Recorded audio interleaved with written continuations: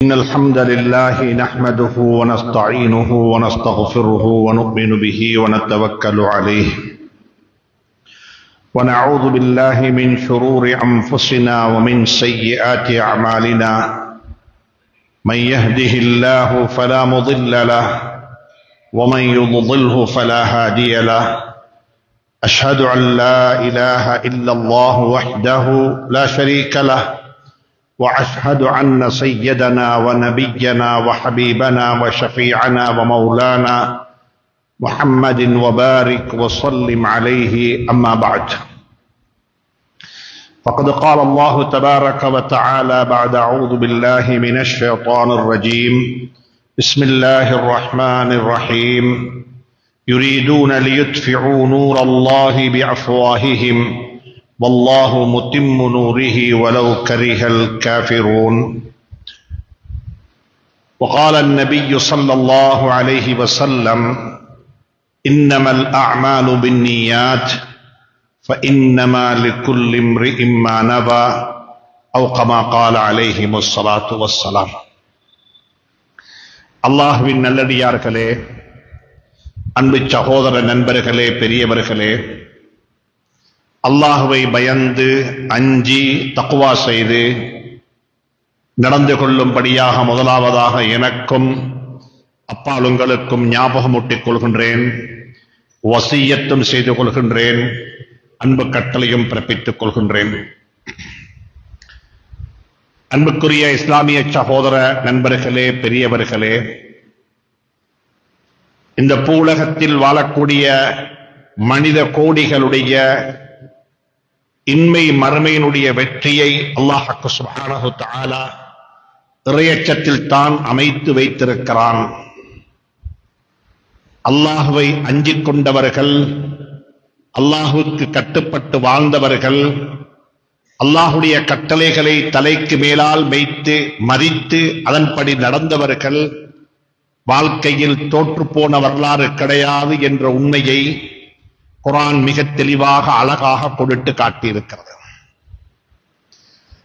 அல்லாஹுவை அஞ்சிக் கொள்ளுங்கள், அல்லாஹுவை பயந்து கொள்ளுங்கள், அல்லாஹுடைய கட்டளைகளை வாழ்க்கையில் எடுத்து நடந்து கொள்ளுங்கள், விளக்கப்பட்ட பாவமான கர்மங்களை விட்டும் உங்களையும் உங்களுடைய குடும்பத்தாரையும் பாதுகாத்து விலகி நடந்து கொள்ளுங்கள் என்று சொல்லி உபதேசங்களும் புத்திமதிகளும் உபன்யாசங்களும் குர்ஆனின் வாயிலாக ஹஜ்ரத் ரசூலுல்லாஹி ஸல்லல்லாஹு அலைஹி வஸல்லம் அவர்களுடைய பொன்மொழிகளினூடாக எங்களுக்கு எம்மாத்திரமோ செய்திகள் காதுக்கு கிடைத்துக் கொண்டே இருக்கிறது. அன்புக்குரிய நண்பர்களே, சகோதரர்களே, பெரியவர்களே, வாழ்க்கையில நியத்துக்களை சீராக்கிக் கொள்ள வேண்டும், எண்ணங்களை சீராக்கிக் கொள்ள வேண்டும். எந்த ஒரு நற்கர்மமாக இருந்தாலும் அது நற்கர்மம் என்பதற்காக வேண்டி மட்டும் கூலிகள் கிடைக்க மாட்டாது. அது யாருக்காக வேண்டி செய்யப்படுகிறது, எதற்காக வேண்டி செய்யப்படுகிறது, என்ற நோக்கத்தில் செய்யப்படுகிறது என்பதையும் அல்லாஹ் சுப்ஹானஹு தஆலா பார்த்துத்தான் ஒரு மனிதனுடைய அமலுக்கு நற்கூலிகளுக்கு அல்லாஹ் சுப்ஹானஹு தஆலா கூலி வழங்குகின்றான். இமாம் புகாரி ரஹ்மத்துல்லாஹி அலைஹி அவர்கள் தன்னுடைய ஸஹீஹுல் புகாரி அந்த கிரந்தத்தை ஒரு வித்தியாசமான முறையில் ஆரம்பித்திருக்கிறார்கள். பொதுவாக கிதாபுகளை எடுத்து பார்க்கும் பொழுது அந்த கிதாபுகளில் ஹம்து ஸலவாத்து சொல்லி அல்லாஹுவை தோற்றி புகழ்ந்து ஸலவாத்து சொல்லி அதற்கு பிறகு இந்த கிதாபு எழுதுவதற்குரிய காரணங்கள் என்ன என்று சொல்லக்கூடிய காரணங்களை எல்லாம் விளக்கி அதற்கு பிறகுதான் அந்த கிதாபுடைய விடயத்துக்கு நாங்கள் வருவது வழக்கம். ஆனால் இமாம் புகாரி ரஹ்மத்துல்லாஹி அலைஹி அவர்கள் அப்படி எதுவுமே செய்யாமல் தன்னுடைய கிதாபு ஸஹீஹுல் புகாரியை ஆரம்பித்திருக்கிறார்கள் வித்தியாசமான முறையில், ஒரு வித்தியாசமான பாணியில். ஹம்து ஸலவாத்து சொல்லவும் இல்லை, ஸலவாத்து சொல்லவும் இல்லை, இந்த கிதாபு எழுதுவதற்குரிய காரணிகள் என்ன என்பதை பற்றி விளக்கவும் இல்லை. நேரடியாகவே அந்த கிதாபை ஆரம்பிக்கும் பொழுது அவர்கள் ஆரம்பித்தது இன்னமல் அஅமாலு பின்னியாத். எந்த ஒரு அமலை நீங்கள் செய்வதாக இருந்தாலும் அந்த அமலுக்குரிய கூலி நீங்க செய்யக்கூடிய அமலை மட்டும் வைத்து உங்களுக்கு கிடைக்க மாட்டாது. அதற்குரிய கூலி கிடைக்கும் உங்களுடைய நிய்யத்துக்களை வைத்து, எண்ணங்களை வைத்து. யாருக்காக வேண்டி செய்யப்படுகிறது, எதற்காக வேண்டி செய்யப்படுகிறது, என்ன ஆதாயம் தேடி செய்யப்படுகிறது. சுப்ஹானல்லாஹ். இமாம் புகாரி ரஹ்மத்துல்லாஹி அலைஹி சொல்லித் தருகிறார்கள், மனிதர்களுக்கு என்னுடைய இந்த கிதாபாக இருந்தாலும் சரி, உலகத்தில் எனக்கு பிறகு நடக்கக்கூடிய எந்த ஒரு நற்கர்மமாக இருந்தாலும் சரி, அந்த நற்கர்மங்களுக்குரிய கூலி எதை வைத்து தெரியுமா கிடைக்கும்? நிய்யத்துக்களை வைத்துத்தான் கிடைக்கும். அல்லாஹ் சுப்ஹானஹு தஆலா எனக்கு உங்களுக்கு நல்ல நிய்யத்துக்களை நசீபாக்குவானாக. வமா உமிரு இல்லா லியஅபுதுல்லாஹ முஹ்லிஸீன லஹுத்தீன ஹுனஃபாஅ. சுப்ஹானல்லாஹ். குர்ஆனில் அல்லாஹ் சுப்ஹானஹு தஆலா மிக தெளிவாக சொல்லுகின்றான், அவர்களுக்கு ஏவப்பட்டதெல்லாம் அல்லாஹ்வை இறைவனை வணங்கி வழிபடும்படியாக, முஹ்லிஸீன இஹ்லாஸுடன். இஹ்லாஸுடன். இஹ்லாஸ் என்று சொன்னால் உலமாக்கள் விளங்கப்படுத்துகிறார்கள், இஹ்லாஸ் என்றால் என்ன? தற்பெருமையும் கிடையாது, முகஸ்துதியும் கிடையாது. நாங்க முகஸ்துதிக்காக வேண்டி செய்ய இல்ல, எனக்குள்ள ஒரு பெருமை இருக்கிறது, அல்ஹம்துலில்லாஹ் நான் ஒரு நல்லவன், எனக்குத்தான் இதை செய்ய முடியும், என்னால் தான் இது சாத்தியப்படும் என்று நினைப்பதும் இஹ்லாஸுக்கு முரணானது. லா ஹவுல வலா குவத்த இல்லா பில்லாஹ். லா ஹவுல வலா குவத்த இல்லா பில்லாஹ். லா ஹவுல வலா குவத்த இல்லா பில்லாஹ். தற்பெருமை கொள்வதற்கு ஒன்றுமே கிடையாது. நான் செய்தேன், என்னால் நடந்துச்சு, நாங்க செய்கிறோம் இல்ல, இறைவன் செய்கிறான், அல்லாஹ் செய்கிறான். தற்பெருமை கூட கூடாது, முகஸ்துதி என்பது அதைவிடக் கூடாது. உலமாக்கள் சொல்லுகிறார்கள், குர்ஆனுடைய முஃபஸ்ஸிரீன்கள் சொல்லுகிறார்கள், அல்லாஹ் சுப்ஹானஹு தஆலா பாலை பற்றி சொல்லும் பொழுது, பால் வெள்ளை வெளியேறு இருக்கிறது, லபனன் ஹாலிசன், கலப்படமற்ற பால், தூய்மையான பால். ஆனா அந்த பால்ல ரத்தத்தினுடைய கலரும் கிடையாது, சாணத்தினுடைய வாசமும் கிடையாது. நுஸ்கீக்கும் மிம்மா ஃபி வஇன்ன லக்கும் பில் அன்ஆமி லஇப்ரத்தன். நுஸ்கீக்கும், நாங்க உங்களுக்கு பால் தாரோம், பசு பால் தரவில்லை. மின் பைனி ஃபரஸின் வ தமின் லபனன் ஹாலிசன். இஹ்லாஸுக்கு உலமாக்கள் விளக்கம் சொல்லுகிறார்கள், எப்படி பால் பசுமையாக வெள்ளையாக இருக்கிறது, ஆனா அந்த பால் வரக்கூடிய இடம் இருக்கிறதே, ரத்தத்துக்கும் சாணத்துக்கும் இடையில தான் இருந்து அந்த பால் வெளியே கொட்டுகிறது. இஹ்லாஸ் என்று சொன்னால் முகஸ்துதியும் கூடாது, தற்பெருமையும் கூடாது. தற்பெருமைக்கும் முகஸ்துதிக்கும் இடையிலிருந்து அல்லாஹ்வுக்காக வேண்டி என்று சொல்லக்கூடிய உணர்வுடன் வெளியாகக்கூடிய அமலுக்குத்தான் இஹ்லாஸ் என்று சொல்லப்படும். அல்லாஹ் சுப்ஹானஹு தஆலா அந்த இஹ்லாஸை நசீபாக்குவானாக. இமாம் புகாரி ரஹ்மத்துல்லாஹி அலைஹி அவர்கள் தன்னுடைய ஸஹீஹுல் புகாரி அப்படி ஆரம்பித்து விட்டு எப்படி தெரியுமா முடிக்கிறாங்க? ஒவ்வொரு இமாமும் தங்களுடைய கிதாபுகளை முடிக்கும் பொழுதும் வித்தியாசமாக முடித்திருப்பார்கள். கடைசியாக துஆவை கொண்டு முடிப்பார்கள். வாஹிர் தஅவானா அல்ஹம்துலில்லாஹி ரப்பில் ஆலமீன் வ ஸல்லல்லாஹு தஆலா வ ஸல்லம் அலா நபியினா என்று சொல்லி சுப்ஹானல்லாஹி பிஹம்திஹி சுப்ஹானக அல்லாஹும்ம பிஹம்திக என்று முடிக்கலாம். ஆனா இமாம் புகாரி ரஹ்மத்துல்லாஹி அலைஹி அப்படி எதுவுமே சொல்லி முடிக்க இல்லை. அவங்க என்ன தெரியுமா முடிக்கிறாங்க? கலிமத்தானி ஹஃபீஃபத்தானி ஸகீலத்தானி ஃபில் மீஸானி. நாளை கியாமத்துடைய நாளையில அமல்கள் நிறுக்கப்படும் தராசில. உலமாக்கள் சொல்றாங்க, நிய்யத்தை கொண்டு ஆரம்பித்த அமலுடைய முடிவு தராசில தான் தென்படும். நாளைக்கு என்னுடைய அமல்கள் நிறுக்கப்படும், என்னுடைய கணம், என்னுடைய அமலுடைய பாரம் எப்படி இருக்கும்?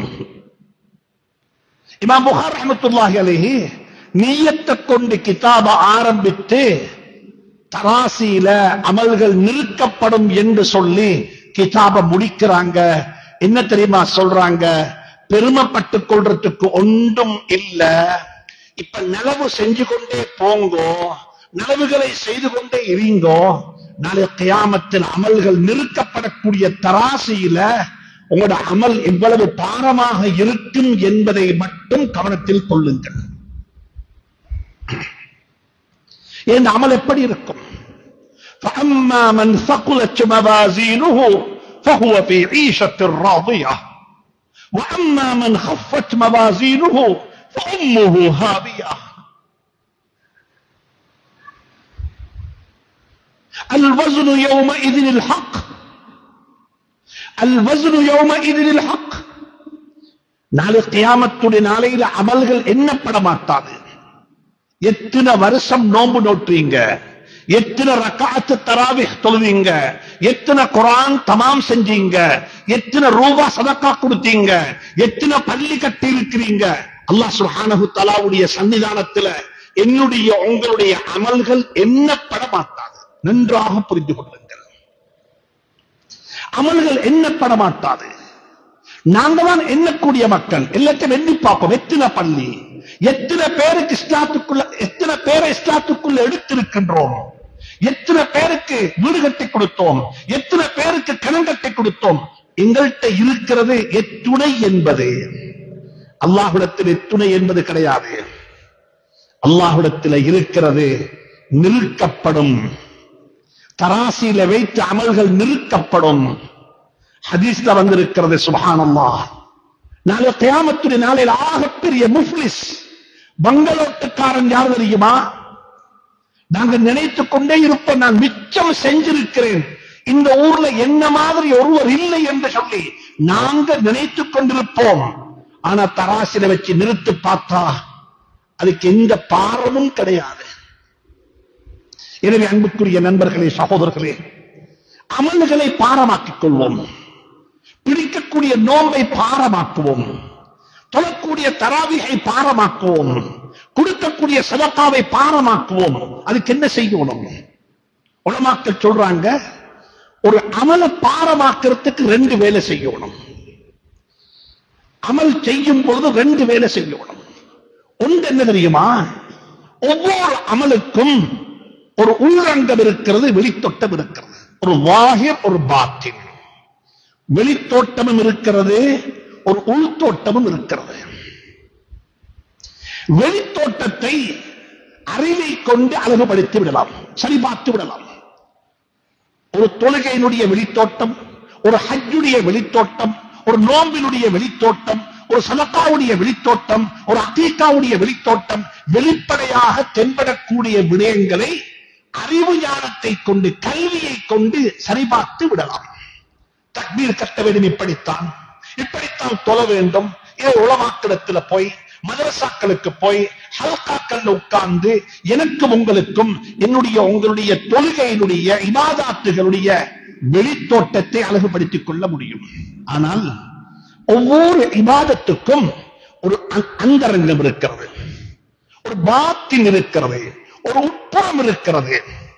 இந்த உட்புறத்தை எப்படி தெரியுமா சரிபார்க்க முடியும்?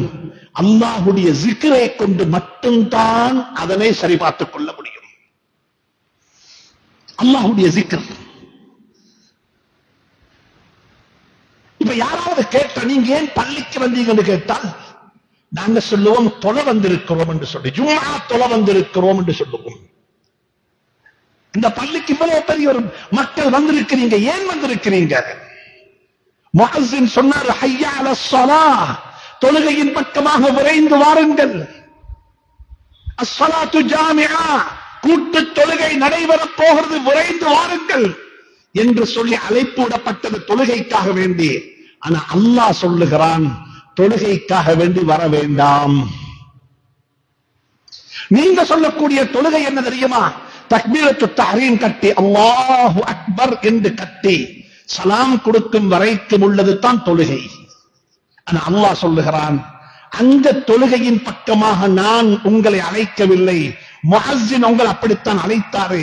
நீங்க வாங்க, எதுக்கு தெரியுமா? ஃபஸ்அவு இலா ذிக்ரில்லாஹ். இதா நூதிய லிஸ்ஸலாத்தி மின் யௌமில் ஜும்ஆ ஜும்ஆவுடைய தினத்தில் உங்களை முஅஸ்ஸின் அழைத்தால் நீங்க எதுக்கு வர வேண்டும்? ஸிக்ருல்லாஹ்வின் பக்கமாக வாங்க. அல்லாஹ்வுடைய ஸிக்ர், அல்லாஹ்வுடைய ஞாபகம். சையதுனா மூசா அலைஹிஸ்ஸலாத்து வஸ்ஸலாமுக்கு அல்லாஹ் சுப்ஹானஹு வ தஆலா புத்தி சொல்லுகின்றான். மூசாவுக்கு புத்தி சொல்லுகின்றான், அக்மிஸ் ஸலாத லிஸிக்ரி, என்னுடைய ஞாபகத்துக்காக வேண்டி தொழுகையை நிலைநாட்டுங்கள். இப்ப நாம தொழுதோம், யாரோத்தல் தொழுகையை பார்த்து விட்டு என்னோட தொழுகைக்கு மார்க்ஸ் போடலாம், புள்ளி போடலாம். மாஷா அல்லாஹ், ஹதீஸ்ல சொல்லப்பட்டது போல தொழுதிருக்கிறீங்க. கையை தூக்கினதும், உட்கார்ந்ததும், தக்பீர் கட்டியதும், சலாம் கொடுத்ததும், சூரத்துல் ஃபாத்திஹா ஓதியதும், அத்தஹியாத் ஓதியதும் ஹதீஸ்கள்ல வந்ததை போல சரியாக இருந்தது. வெளித்தோட்டத்தில் நாங்கள் பாஸ் ஆகி விட்டோம். அந்தரங்கம், பாத்தின், உள்ரங்கத்தில் என்னுடைய தொழுகையில சலாம் தக்பீர் கட்டியதிலிருந்து சலாம் கொடுக்கும் வரைக்கும், ஹஜ் செய்ய ஆரம்பித்ததிலிருந்து ஹஜ் முடியும் வரைக்கும், ரமலானுடைய பிறை தம்பட்டதிலிருந்து ரமலானுடைய பிறையை வழியனுப்பி வைக்கும் வரைக்கும் எனக்கு அல்லாஹ்வுடைய சிந்தனை, அல்லாஹ்வுடைய ஞாபகம் எவ்வளவு தூரத்துக்கு இருந்துச்சு. நாங்கள் ஒவ்வொருத்தரும் யோசிக்க வேண்டும். எங்களுடைய அமலை பாரமாக்க வேண்டும் என்றால் அமலுக்கு இல்மு வேணும். அமலை எப்படி செய்ய வேண்டும், அதை படிக்க வேண்டும். அதற்குரிய பள்ளி வாசல்கள் உருவாக்கப்பட வேண்டும். அதற்கு பள்ளி வாசல்களை அப்படிப்பட்ட பள்ளிகளாக மாற்றி அமைக்க வேண்டும். அன்புக்குரிய நண்பர்களே, சகோதரர்களே, சூஃபியாக்கள் சொல்லுவது போல இறந்த காலத்தையும் மறந்து, எதிர்காலத்தையும் மறந்து, நிகழ்காலத்தில் இருந்து கொண்டு தொழக்கூடிய பாக்கியத்தை அல்லாஹ் எனக்கு உங்களுக்கு நசீவாக்குவானாக.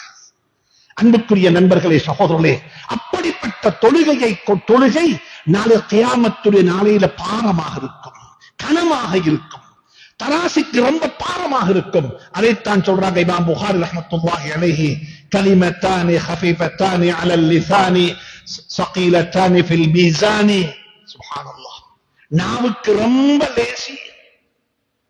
சுப்ஹானல்லாஹி வபிஹம்திஹி சுப்ஹானல்லாஹில் அஸீம். நாவுக்கு ரொம்ப லேசி. நாளை கியாமத்துடைய நாளையில் அமல்கள் நெருக்கப்படக்கூடிய தராசிக்கு ரொம்ப பாரமாக இருக்கும். அப்படிப்பட்ட வணக்க வழிபாடுகளை அல்லாஹ் எனக்கு உங்களுக்கு நசீபாக்குவானாக.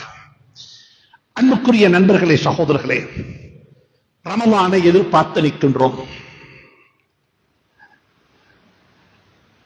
அடுத்த மாதம் இன்ஷா அல்லாஹ், அல்லாஹ் நாடி இருந்தால் நாங்கள் எல்லாம் நோம்பாளிகளாக இருப்போம். ஷாபானுடைய முதல் பிறை அடுத்த மாதம் ரமலானுடைய முதல் பிறையாக இருக்கும் இன்ஷா அல்லாஹ். எனக்கு உங்களுக்கு ஏற்றுக்கொள்ளப்பட்ட அங்கீகரிக்கப்பட்ட நோன்புகளை எல்லாம் நசீபாக்குவானாக.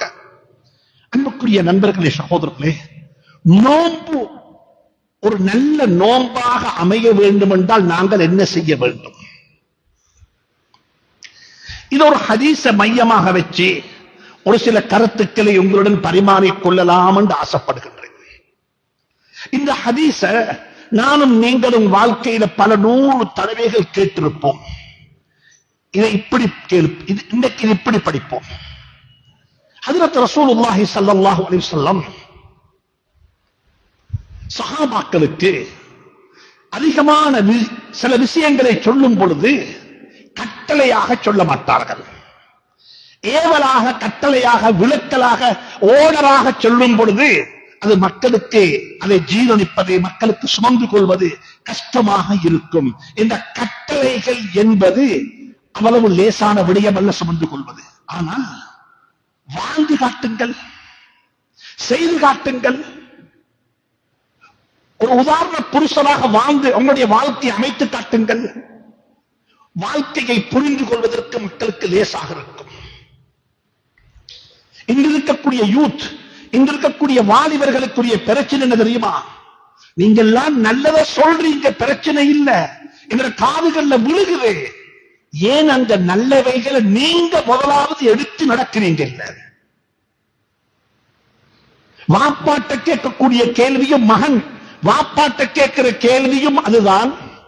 பாடசாலைகள் உள்ள மாணவர்கள் ஆசிரியர்கிட்ட கேட்கிற கேள்வியும் அதுதான். ஆசிரியர்கள் அதிபர்கள்ட்ட கேட்கிற கேள்வியும் அதுதான். அதிபர்கள் கல்வி அதிகாரிகள்ட்ட கேட்கிற கேள்வியும் அதுதான். நீங்க சொல்லுவது சரி, நல்லா புரியுது. அதுதான் உண்மையிலே வரவேண்டிய மாற்றம், அதுதான் வரவேண்டிய சேஞ்ச். ஆனா அந்த சேஞ்ச் ஏன் உங்களிடத்தில் இல்லை? அந்த சேஞ்சுக்குரியவனாக நீங்க ஏன் உங்களை மாற்ற இல்ல? பாடசாலைக்கு அதிபர் நேரத்துக்கு வராமல் நேர முகாமைத்துவத்தை பற்றி அட்வைஸ் பண்றாரு. வகுப்பாசிரியர் நேர முகாமைத்துவத்தை பற்றி பேசுகிறாரு. நேர முகாமைத்துவத்தில் அவர் இல்லை.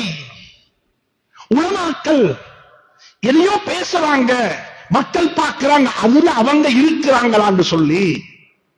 இன்னைக்கு உலகத்தில் இருக்கிற மிகப்பெரிய பிரச்சனை என்ன தெரியுமா?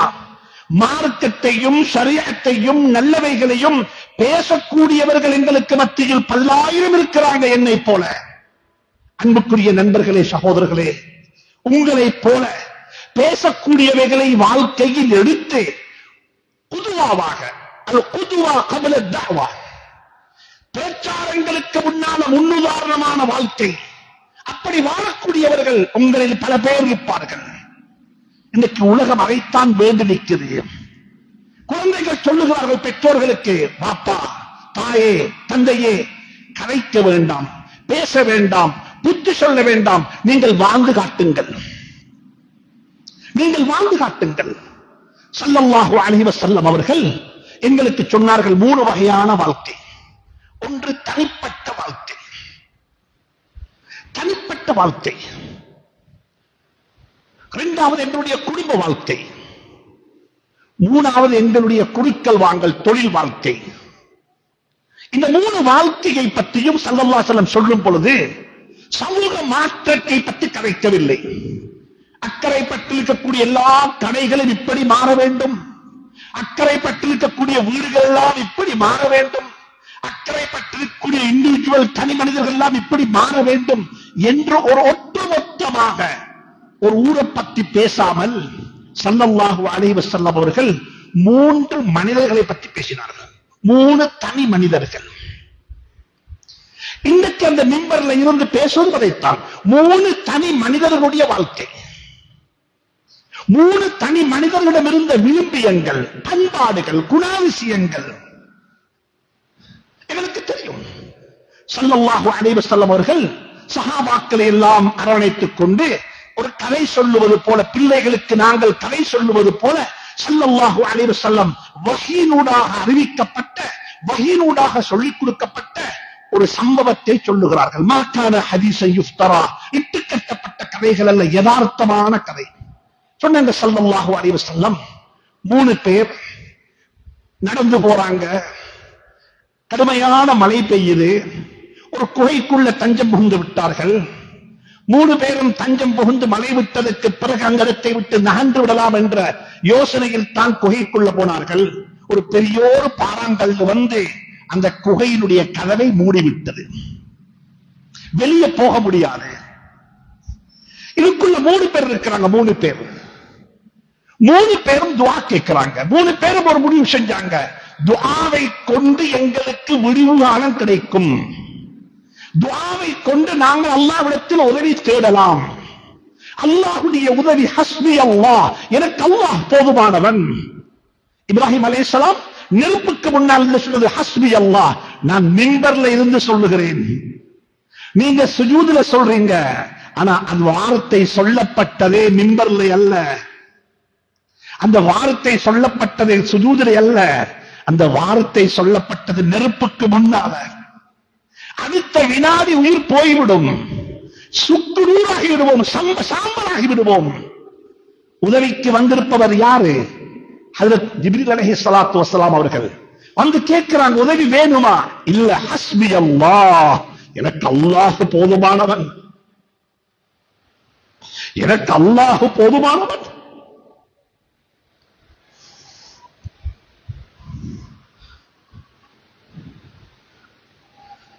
மூணு பேரும் முடிவு செஞ்சாங்க, அல்லாஹ்விடத்தில் உதவி தேடி அல்லாஹ்வுடைய உதவியை கொண்டு மட்டும்தான் இந்த இடத்திலிருந்து எங்களுக்கு முடிவு கிடைக்கும், இல்லாவிட்டால் அதற்குள்ளே மௌத்தாக வேண்டும். 3 பேரும் துஆ கேட்கிறாங்க. 3 பேருடைய துஆவும் ஆச்சரியமான துஆக்கள்.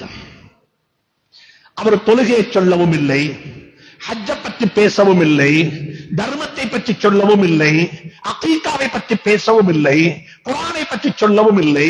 அவர் 3 பேர்ல ஒருத்தர் சொன்னாரு தந்த தனிப்பட்ட வாழ்க்கையை பத்தி. யாருக்குமே தெரியாது. அல்லாஹ் அந்த வாழ்க்கையை நசீபாக்குவானாக. அவர் அல்லாஹ்விடத்தில் சொன்னார், யா அல்லாஹ், உனக்கு தெரியும் இந்த வாழ்க்கையில நடந்த ரிஃபார்மேஷன், ஒரு சேஞ்ச், இந்த வாழ்க்கையில் ஏற்பட்ட ஒரு மாற்றம் உனக்கு தெரியும்.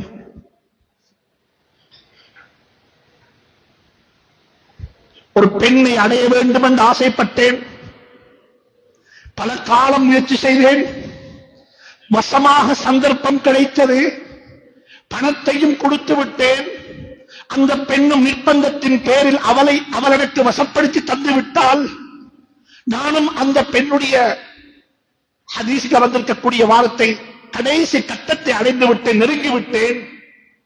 அந்த பெண் என்னுடைய முகத்தை பார்த்த ஒரு வார்த்தை சொன்னால், இத்தகில்லாஹ், அல்லாஹுவை பயந்து கொள், அல்லாஹுவை பயந்து கொள். யாரு பார்க்காவிட்டாலும் அல்லாஹ் பார்த்துக் கொண்டிருக்கிறான். யாரு பார்க்காவிட்டாலும் அல்லாஹுடைய பார்வையில ரெக்கார்ட் ஆகிக் கொண்டிருக்குது. அலம் யஅலம் பிஅன்னல்லாஹ யரா. அவர் சொன்னார், யா அல்லாஹ், உன்ன பேச்சோண்ட திருநாமம் காதுல விழுந்துச்சு, கொடுத்த பணத்தையும் திருப்பி எடுக்க இல்ல, அந்த இடத்தை விட்டு ஓடி வந்துட்டேன். லா ஹவுல வலா குவத்த இல்லா பில்லாஹ். எனக்கு எந்த ஒரு நன்மையான கர்மத்தையும் ஒன்று அருள் இல்லாமல் செய்ய முடியாது. இதை நான் செஞ்சது உனக்காக வேண்டி, இந்த கட்டத்தில் எனக்கு உதவி செய்யாமலான்னு துஆ கேட்டாரேன். உலமாக்கள் சொல்றாங்க, இதுதான் தனிப்பட்ட மனிதனுடைய வாழ்க்கையில வர வேண்டிய சேஞ்ச், மாற்றம். மாற்றம் இது கம்யூனிட்டி அல்ல, ஒவ்வொரு இண்டிவிஜுவலும், நானும் நீங்களுமாக சேர்ந்து இந்த ஹதீஸ ஏன் அவரோட வாழ்க்கைக்கு அப்ளை பண்ணினா, தனிப்பட்ட வாழ்க்கையில நான் ஒரு முஸ்லிம், அல்லாஹ்வுக்கு தெரியும் நான் இப்படியெல்லாம் பாவத்தை விட்டும் விரண்டோடி இருக்கின்றேன். யூசுப் அலைஹிஸ்ஸலாத்து வஸலாம் அவர்களை ஒரு தாய், ஒரு பெண்மணி நாடுகிறாள். வஸ்தபக்கத்தில் பாப் வகத்தத் கமீஸஹு மின் துபரிஹா வஅல்ஃபயா சய்யிதஹா லதல் பாப் قالت ما جزاء من اراد باهلك سوءا. சுப்ஹானல்லாஹ். இப்ராஹிம் ஹஜ்ரத் யூசுப் அலைஹிஸ்ஸலாத்து வஸலாமை பற்றி குர்ஆன் பேசி இருக்கிறது. இது தனிப்பட்ட மனிதனுடைய வாழ்க்கை. இரண்டாவது ஆள் துஆ கேட்டார். அவரும் சொல்ல இல்லை, இத்தனை ஹஜ் செஞ்சிருக்கிறேன், இத்தனை உம்ரா செஞ்சிருக்கிறேன், இத்தனை பள்ளி கட்டி இருக்கிறேன். அவர் ஒன்றுமே சொல்லல. அவர் என்ன தெரியுமா சொன்னாரு? சுருக்கமாக சொல்லுகிறேன், யா அல்லாஹ், யா அல்லாஹ், எங்க குடும்ப வாழ்க்கையில எனக்கு ஒரு சந்தர்ப்பம் ஏற்பட்டுச்சு. ஒரு பக்கத்தில் என் உம்மா வாப்பா,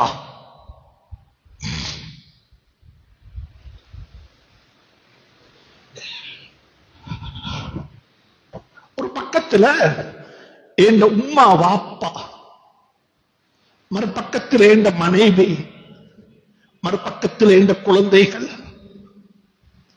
இந்த 3 வர்க்கமும் 3 வகுப்பாரும் இருக்கிற இடத்துல என் தாய் தந்தையை நான் உயர்த்தி பார்த்தேன். என் தாய்க்கும் தந்தைக்கும் பிறகுதான் என் பிள்ளைகள், என் தாய்க்கும் தந்தைக்கும் பிறகுதான் என் மனைவி. என் உம்மா வாப்பா ஃபர்ஸ்ட், முதலாவது. உனக்கு தெரியும் நான் என்ன செஞ்சேன் என்று சொல்லி.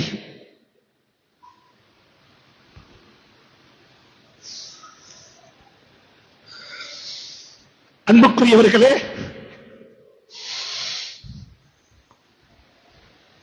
மின்பர்ல இருந்து நானும் கதைக்கிறேன். எப்படி தெரியுமா கதைக்கிறேன்? பெற்றோர்களை, தாயையும் தந்தையும் கல்லறையில் மண்ணறையில் வைத்துவிட்டு பேசிக் கொண்டிருக்கிறேன். இப்ப எங்களுக்கு புகழ் பாட முடியும், இப்ப எங்களுக்கு கதைகள் சொல்ல முடியும், இப்ப எங்களுக்கு துஆக்கள் கேட்க முடியும். ஆனா கேட்கிறேன், வாழும் பொழுது நாங்கள் எப்படி நடந்து கொண்டோம்? அல்லாஹ் என்னையும் மன்னிப்பானாக. உங்களையும் மன்னிப்பானாக. இருக்கக்கூடிய சகோதரர்களே, யார் யாருடைய பெற்றோர்கள் வாழ்ந்து கொண்டிருக்கிறார்களோ அந்த பெற்றோர்களுடைய மனதை வெல்லாமல் நோம்பினூடாக சொர்க்கம் போகலாம் என்று யாரும் கனவு காணவானோம். பெற்றோர்களுடைய மனதை வென்று கொள்ளாமல், பெற்றோருடைய பொருத்தத்தை பெற்றுக் கொள்ளாமல், ஏன் உங்களோட சுவர்க்கம் 27 இல்ல என்று உங்களோட காலில் கிழிக்குது. அல்லாஹ்வுடைய பொருத்தம், ரலியல்லாஹு அன்ஹும் வரது அன், அல்லாஹ்வுடைய பொருத்தம். சொன்னாங்க ஸல்லல்லாஹு அலைஹி வஸல்லம், உனக்கு அல்லாஹ்வுடைய பொருத்தம் வேணுமா? யார்கிட்ட கேட்டுக்கோ. ரிவர் ரப்பி ஃபீ ரிவல் வாலித், அல்லாஹ்வுடைய பொருத்தம் வாப்பட பொருத்தத்தில் இருக்குது. இது இரண்டாவது சேஞ்ச். முதல் சேஞ்ச் தனிப்பட்ட வாழ்க்கையில. தனிப்பட்ட வாழ்க்கையில பாவம் செய்வதற்கு சந்தர்ப்பம் கிடைச்சிச்சு, வட்டிக்கு சைன் பண்ண சந்தர்ப்பம் கிடைச்சிச்சு, வட்டி வாங்கலாம், வட்டிக்கு மாஷா அல்லாஹ் ஏதோ ஒன்று சம்பாரிச்சு கொள்ளலாம், அனந்தர சொத்துல துரோகம் செய்திருக்கலாம். இல்ல, அல்லாஹ்வுக்கு வேண்டி செய்ய இல்ல, அல்லாஹ்வுக்கு வேண்டி செய்ய இல்ல. தனிப்பட்ட வாழ்க்கையில மாற்றம். இரண்டாவது மாற்றம் குடும்பத்துல. குடும்பத்துல அவர் சொன்னார், யா அல்லாஹ், இன்றைக்கு இருக்கிற பெரும்பான்மையான மக்கள் எல்லாருமே இந்த பாவத்தால பீடிக்கப்பட்டிருக்கிறாங்க.